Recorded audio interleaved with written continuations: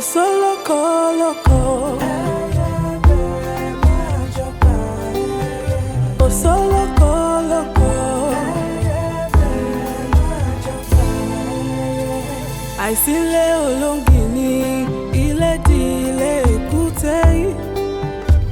Ṣebí wọ́n ní bọ́lọ́jẹ́ ò bá kú oríta ò léwu koríko. Ayé ṣòro ẹni àníkó kíni lẹ́yìn ló fẹ̀gún sọ́wọ́. Àṣeun dúpẹ́ lọ́wọ́ ẹni tó ń ṣe ni tó tún ń gbà ní. Ẹni àníkó fẹ́ni lójú tó bàtà sẹ́nu. Ètùmàrè gbà wá lọ́wọ́ àfojú fẹ́ni ọ̀wá. Kò sólókò lóko.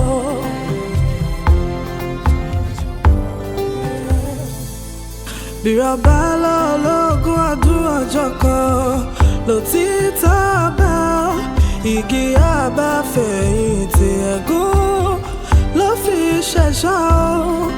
Ìmùtẹ́rí ẹni kà kò jẹ́ àlè gbòòrùn àṣebí o. Bí kò ilé ò bá pa ní tòde o lè wọlé tán ni o. Ìmùtẹ́rí ẹni kà kò jẹ́ àlè gbòòrùn àṣebí o. Ìmùtẹ́rí ẹni kà kò jẹ́ àlè gbòòrùn àṣebí o. Lóko lóko.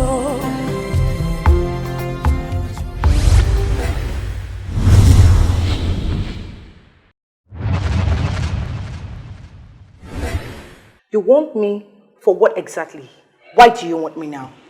You have been far away. Why do you want me now?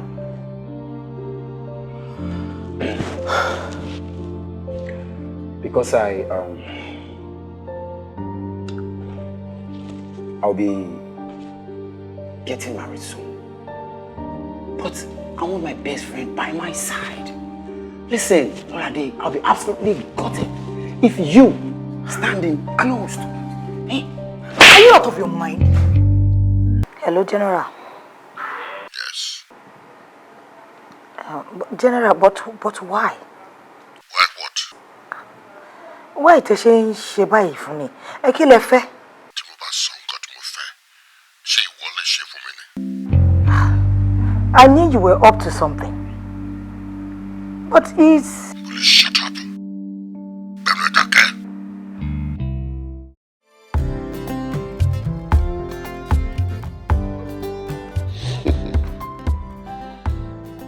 Laulu. Actions need consequences.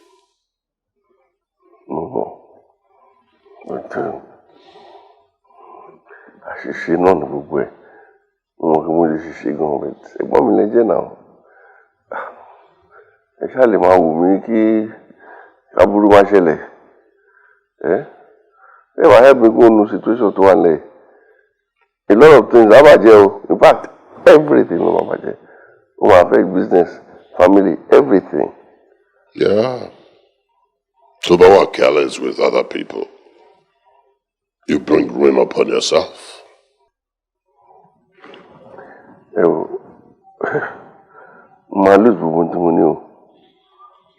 Yeah, I guess you know what it takes to walk in my shoes.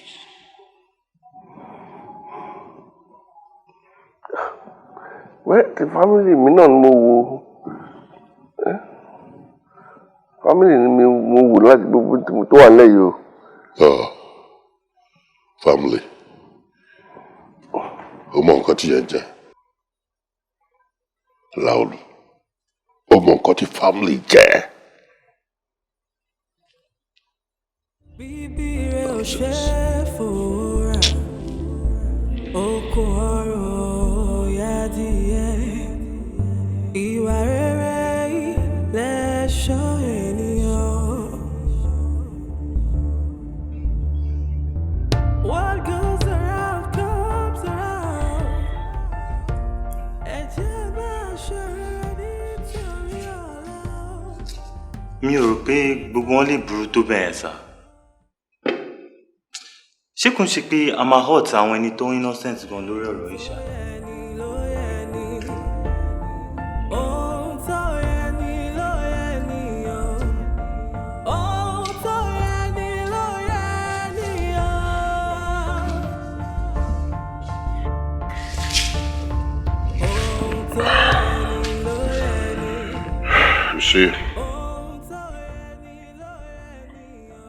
ní ìgbà tí mi ò sí around tí accident yẹn ṣẹlẹ̀ sí mi subconscious mi máa ń process bí mo ṣe máa padà wá níyàwó mi àwọn partners mi àti ilé iṣẹ́ tí a ti jọ build.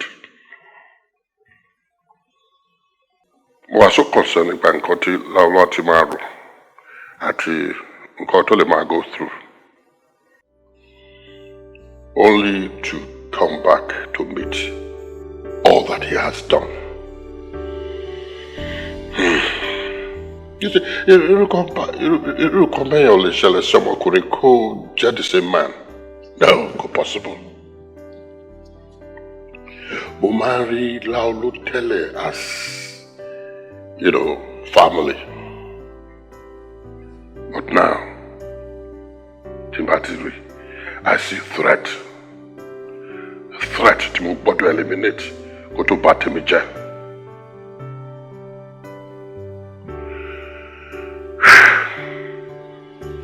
Anyway, ṣé o ti ní result yẹn lọ́wọ́?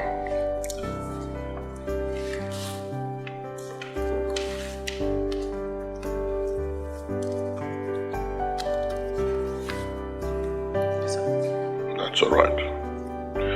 Jẹ́ ká lọ rí ṣùgbọ́n.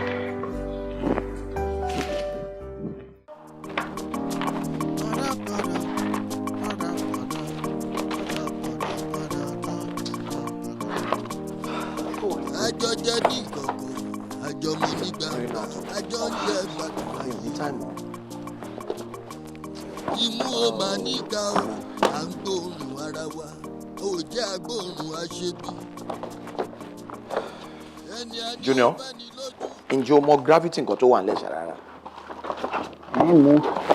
Mo 15 Mr. Junior! Sir. Kí ni gbogbo youthful exuberance ránu rárá dáadáa gbogbo àwọn adolescent maturity? Come, oya, leave. Sir? Kí ni sir? Èmi mo mú ẹ wá sí farm mi, mo ní kó jáde. Àbájọ dárí báyìí lẹ́ni. But sir. But kí ni? Come, see, if my practice is abominable to you and you have suddenly decided to ignore the modus operandi of my farm, then mi ò ní kó tó ṣe mí báyìí. Yeah. See, take it off fine. Dependability is the most noble form of work. I have never worked with sir. Yẹ kọ́ ni mo ń bá ẹ sọ. Not once. Bóyá lo mọ̀ pé effectiveness torí yẹn àti dependability wọn jọ rìn papọ̀. Yes, ọ̀tọ̀ ni. O lè wà effective kò máa dependable. Ṣé o lè depend lé ẹni? Ó máa ń dùn mí pé gbogbo nǹkan tí mo ṣe ò tiẹ̀ yẹ rárá.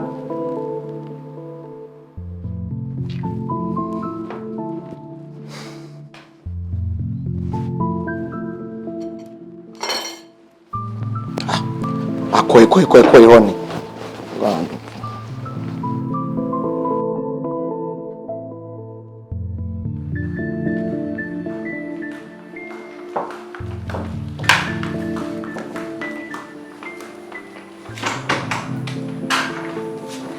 Good day, Mom.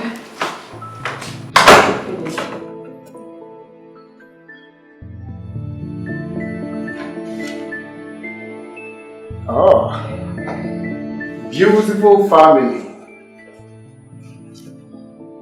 Thank you.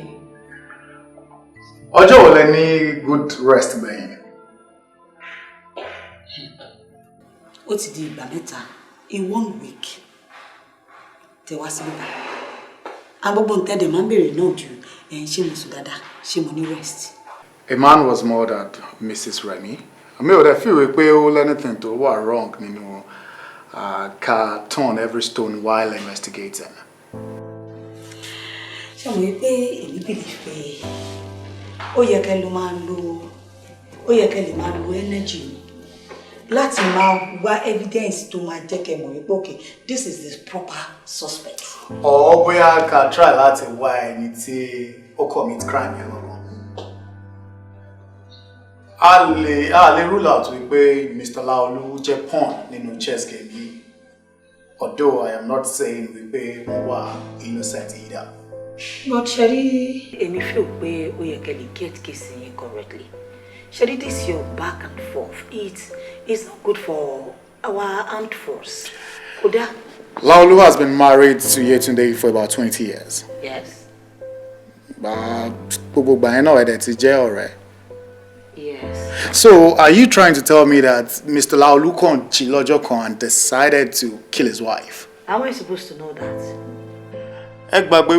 Same woman yìí ni wọ́n fẹ́ fi nítorí ẹ̀ lose mind wọn. Nítorí wọ́n wá káàkiri. I think you're in the state you're welcome. Ẹ má gbàgbé wípé iṣẹ́ mi ni mò ń ṣe. I don't like to come here as much as you don't like to see me here. Kí ló dé tẹ́ wá kókó jókòó síbi tán fún mi sí? Báwo ni màá ṣe wá ṣe iṣẹ́ mi ma? Although Mr. Laulu ni major suspect wa, but mi ò feel we boy can rule out trying other options. More like attack. No, just a few more questions, man. Few more questions. What if I don't answer you? Mi ò lè force him. Àmọ́ tí a bá ṣe ìwádìí wa dáadáa tí I discover that you have one or two things you're hiding, I'm padà wá láti wá arrest you for obstruction of justice. I'll take my chances. Mostly, we are vices of our misdeeds. I'll see you, man. Have a nice day.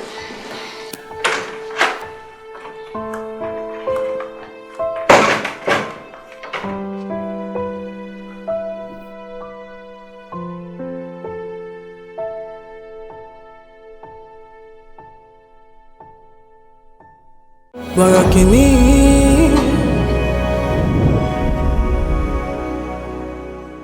Ray, Ogashupo is topping the list of 10 local governments in the state already. Now, my take is, Tabali pull a very good strategy. I'm going to win every other person over. But I'm going to pay you impossible. Broken lady woman sorrow by. But I'm going to win everybody over. I want to manage a share. But tell you not large too now. Shuri, now, this is what I feel. Shuri, to me, this is success. So, Odeki Bubuwa Gadani, can they pop to the success? Shuri, misplaced priority. It's like putting the cart for the horse. You know what? The only misplaced priority here is me showing you this, okay? It's not funny. Nah, man! Shuri, we're working in there for big secrets. Okay. Sure, yeah, so I need lots of other. And don't get me wrong. Should know what true information to me why, but presence career in me feel. Man, brother, bitter sure near much more telling us. Hello? Yeah, babe, lovely. Okay, yeah. Mutimbo. Sir, she could be money ma win by. Well, me on your position against them.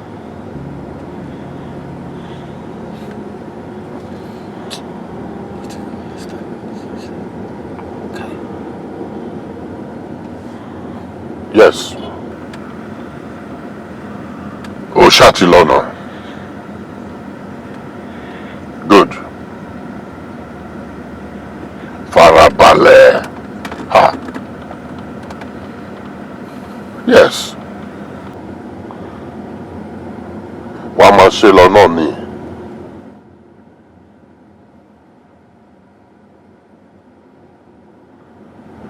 Time to battle a shade noni. Okay.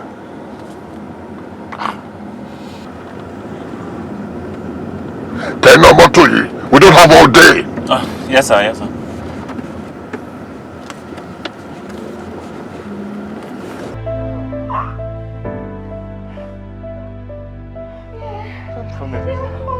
Yes. Oh shit! Goodness and mercy.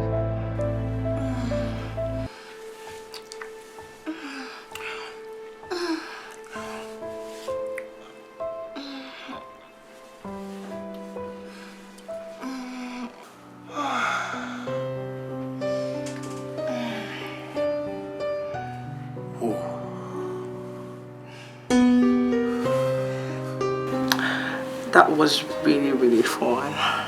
You like it this time again? Of course yes. I sure know how to make you scream, you know. Oh, come on with me. But you did scream. You know what? There's this feeling that I feel for you. Tell me about it. No, I'm not telling you. Tell me. Where is that sound coming from? What? There's a change of sound today. Well, you should ask yourself.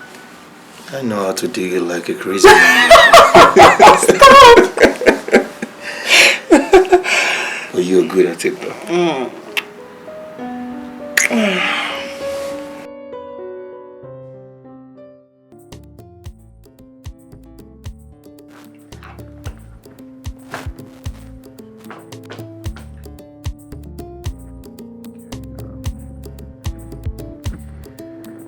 Yeah, Kimber. Don't worry. Ma be alone. But make sure pé water can from me to the shop. Okay. Sure, okay.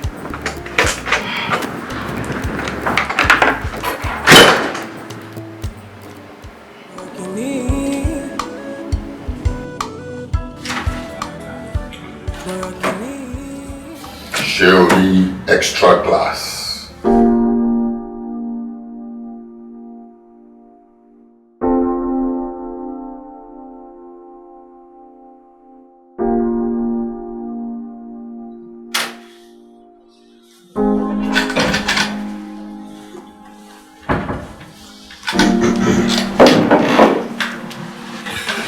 Sure.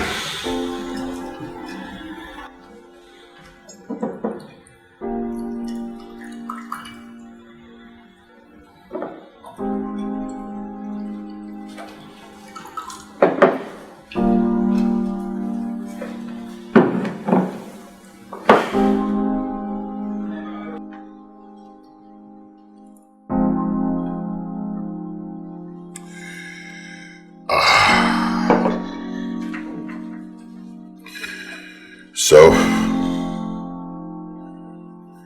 kí ló dé tó lè gbé ṣẹ́ṣẹ́ lẹ̀ fún ẹni tí ìwọ rò pé òun kọ́ ló ṣẹ̀?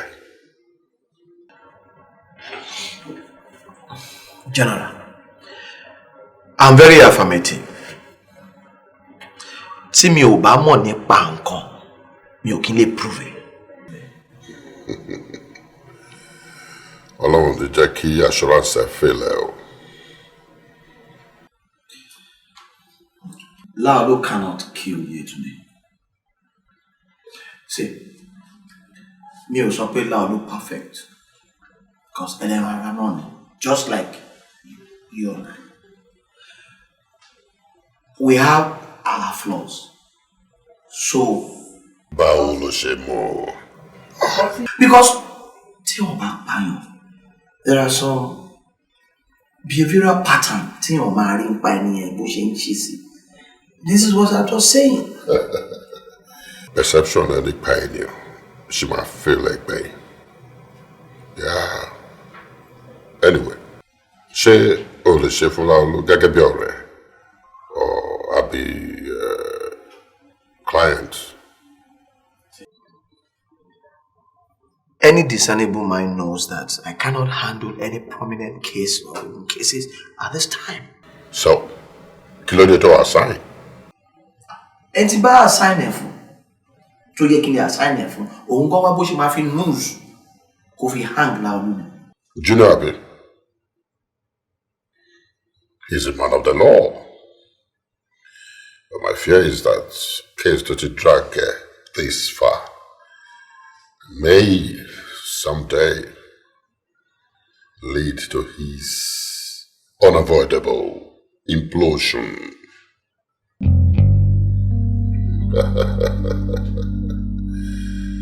Anyway, ṣé o ready láti ṣe?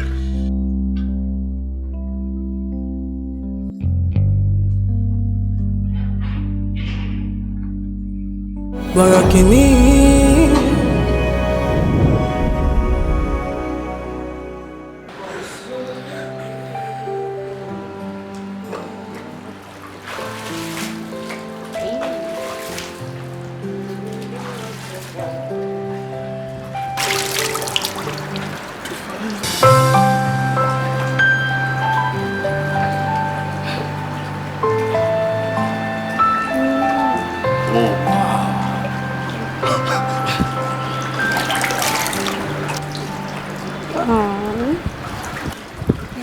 Tracy. Mrs. Tracy. Isn't the ring big enough for you to see? Oh, wow. What are you doing here? I didn't know I was going to see you this soon. I wasn't expecting to see you either. And by the way, you look good.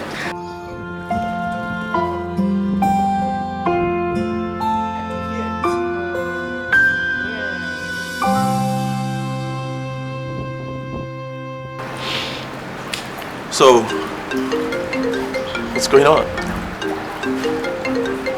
Something's ringing in your mind.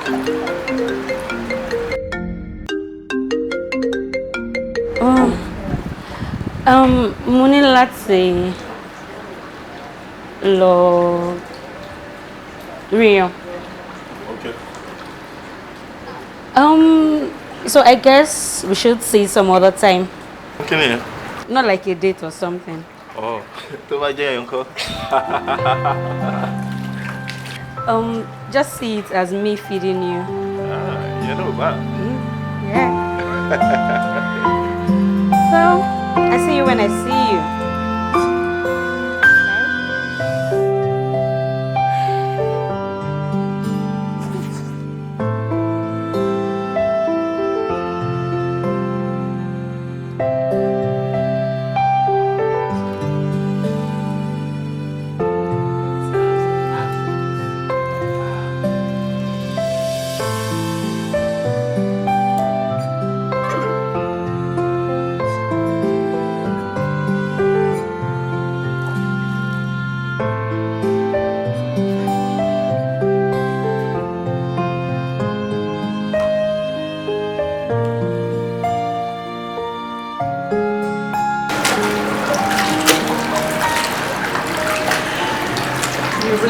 Excited seeing her. I wasn't even expecting to see her, so. Listen me. Where can we ready 6 years later? Well, if you was your papa, you were able to see that. Of course, we're doing no more period. Indeed.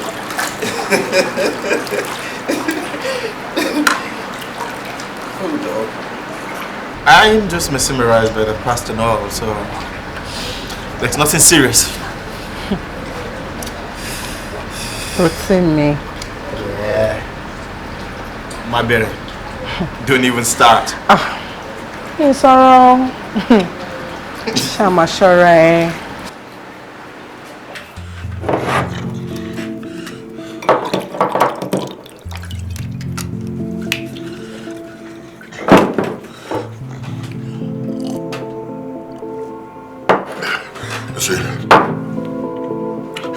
More than 500 people. 500 people. The woman roll us in 1 month. Murderers, armed robbers, petty thieves, cases of collateral damage.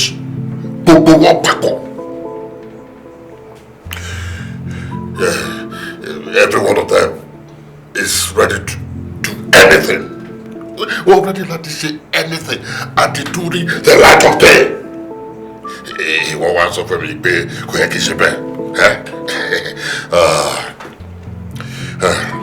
Look, until proven guilty, I don't be chances of Lalu getting out of this were as strange as a diabolical migraine.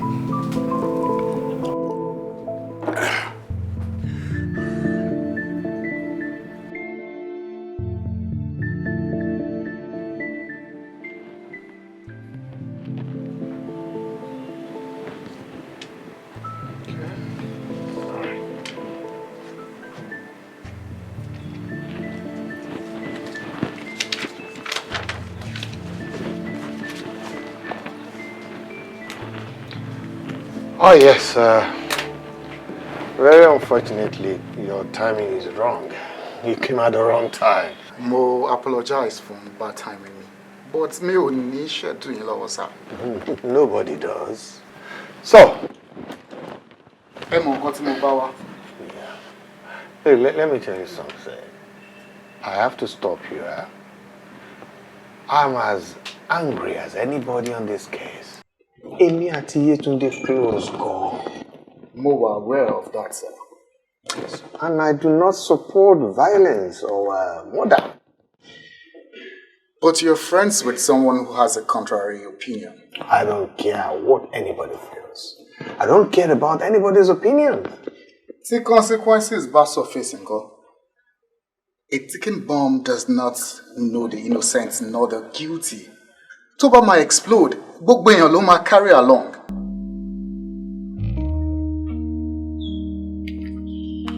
Let's yeah. The blogs disagree. Native king of Bakuroland, murderer or crazy? I don't care about those bloggers. No. Forensic result ti clear orúkọ Mr. Laulu. Oh, thank God, Lord. What? Kí ló dé? Inú mi dùn ni now. At least ọkàn wa máa balance. Nítorí o máa ní time fún mi. Ó wà lára ẹ̀. I know.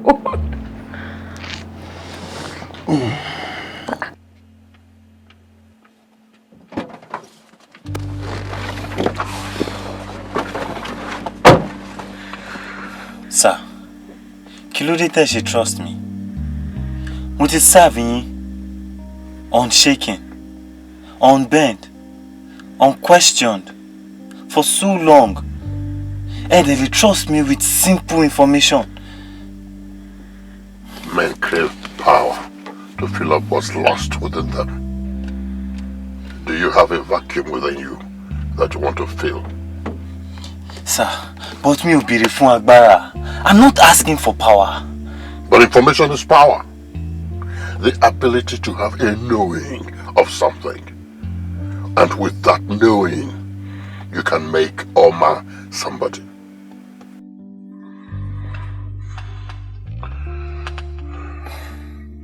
Yes. Ṣé ẹ sọ wípé ẹ rí Yétúndé? I thought she was missing. Mo ní mo bá sọ̀rọ̀. Nǹkan kan náà ni. O ti ń kó sí mi lẹ́nu o. No, mi ò sọ kankan. Borokini.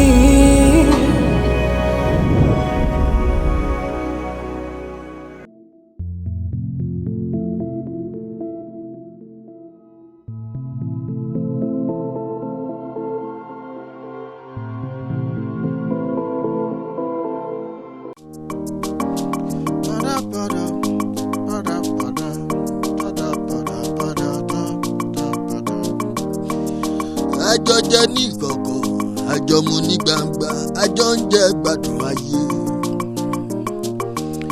Imú o máa níka o, à ń gbóòórùn ara wa, ò jẹ́ agbóòórùn aṣebi. Ẹni a ní ó fẹ́ ni lójú, ata ló fi sẹ́nu, èyí a ní ó kí ni lẹ́yìn, ẹ̀gún ló fi sọ́wọ́.